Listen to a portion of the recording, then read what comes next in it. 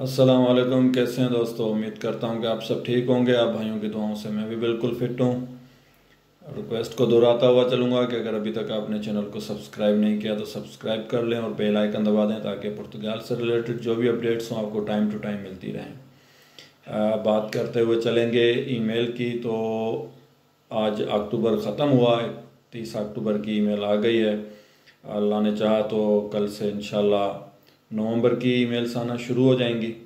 तो जिन दोस्तों की ईमेलें आ रही हैं बस वेट करो, सब्र करो, दुआ करो कि इसे खुल जाए। अभी ये है कि 14 अक्टूबर को इनका वो जो इन्होंने एक पीरियड रखा था कुछ के कुछ लोगों को बुला के तो हम उनके फिंगर करेंगे डिस्टेंस के साथ, ये वो तो वो इन्होंने कंप्लीट कर लिया है। अब उसमें से कोई ये नतीजे निकालेंगे कि जी कैसे कैसे काम किया जाए, कितने लोगों को बुला लिया जाए। तो बहुत पॉसिबल है कि बहुत जल्द सेफें भी खुल जाएं।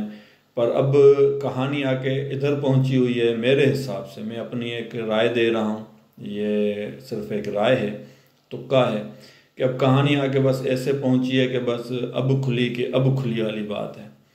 तो बस चेक करते रहो, दुआ करते रहो, अल्लाह आसानी करेगा। मुझे जैसे ही कोई अपडेट मिलती है, पिछली दफ़ा ये 15 को तो जी फुल अपडेट थी, सबने कहा कि जी बस आज रात 12 बजे खुलेंगी। मैंने सोचा वीडियो बना दूँ, फिर मैंने कहा ना यार, इससे भी दिल टूटता है सबका कि यार मुनीर भाई ने कहा खुलेंगी, हम रात भर बैठे रहे, खुली नहीं।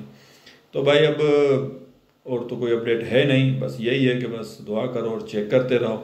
जैसे कुछ मिले तो अपडेट तो फिर मुझे भी बताइएगा कि ताकि सारे दोस्तों को पता चल सके, या जैसे ही मुझे पता चला तो मैं उसका आपको बता दूंगा।